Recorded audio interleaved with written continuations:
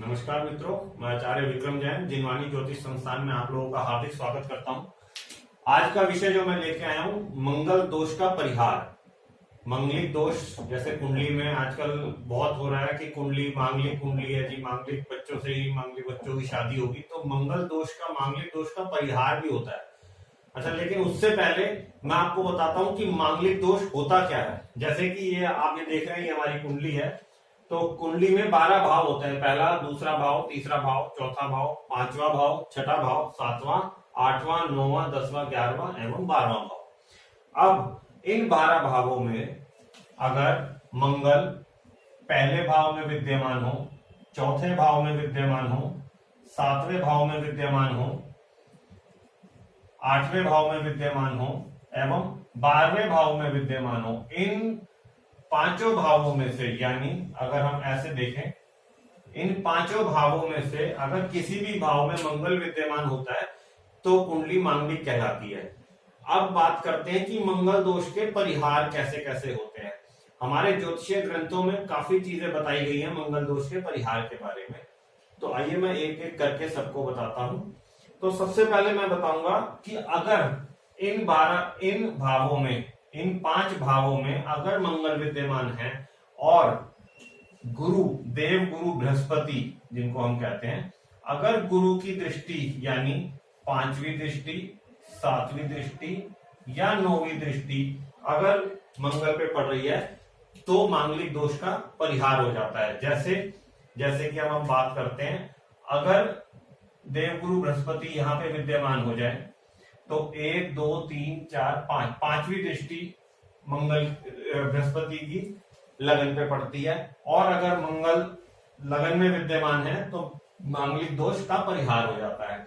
ऐसे ही 1 2 3 4 5 6 7 8 9, अगर देवगुरु बृहस्पति यहां पे विद्यमान है यानी 8वें भाव में विद्यमान है तो 1 2 3 4 5, 5वां भाव यानी अगर मंगल 12वें भाव में विद्यमान है तो बृहस्पति की 5वीं दृष्टि मंगल पे पड़ रही है तो भी हमारा मांगलिक दोष का परिहार हो जाता है।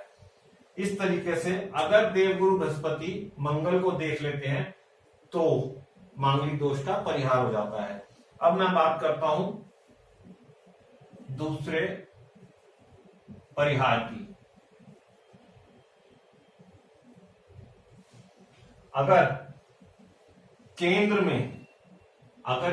में और त्रिकोण में शुभ ग्रह विद्यमान हो, हमारे शुभ ग्रह कौन कौन से होते हैं?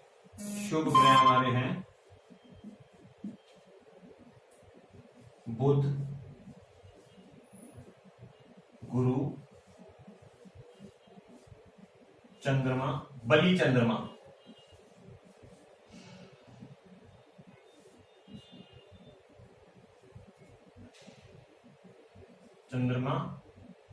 एवं शुक्रदेव।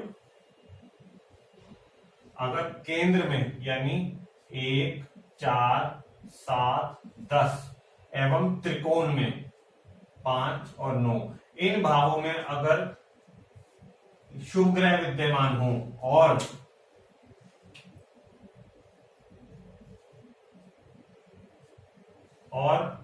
3 6 और 12वें भाव में अगर पाप ग्रह विद्यमान हो, पाप ग्रह यानी शनि,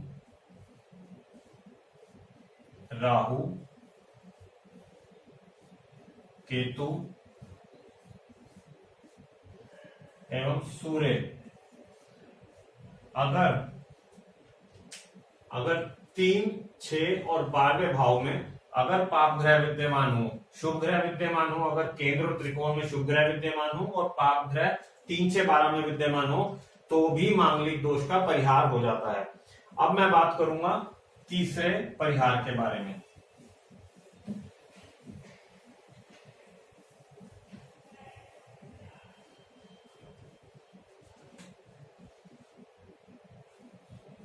अगर केंद्र में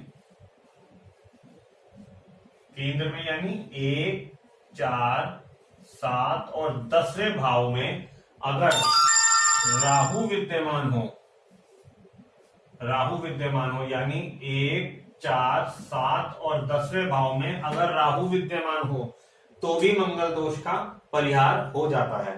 अब बात करूंगा अपने चौथे परिहार के बारे में।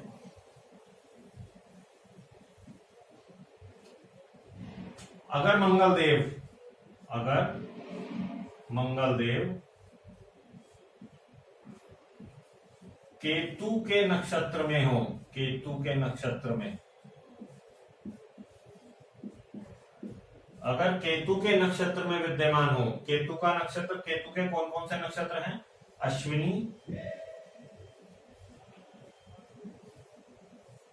मघा और मूला। अगर इन 3 नक्षत्रों में अगर मंगलदेव विद्यमान हो तो भी हमारा मांगलिक दोष का परिहार हो जाता है। अब बात करूंगा मैं चौथे परिहार के बारे में।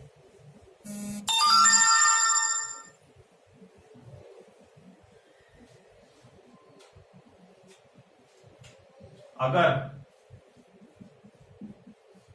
मंगलदेव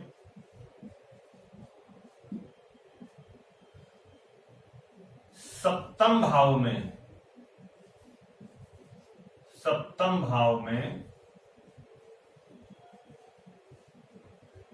मकर राशि में विद्यमान हो,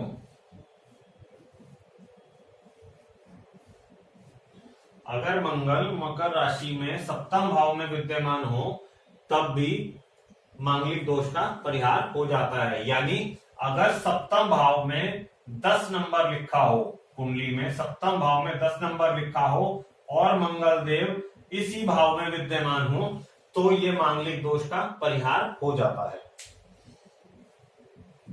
इसके और भी बहुत सारे परिहार हैं, वो मैं आपको नेक्स्ट वीडियो में बताऊंगा। अगर आप लोगों को मेरी ये वीडियो पसंद आई हो और मेरी ये जानकारी आपको अच्छी लगे तो इसको जरूर शेयर कीजिएगा, सब्सक्राइब कीजिएगा, लाइक कीजिएगा। बहुत बहुत धन्यवाद।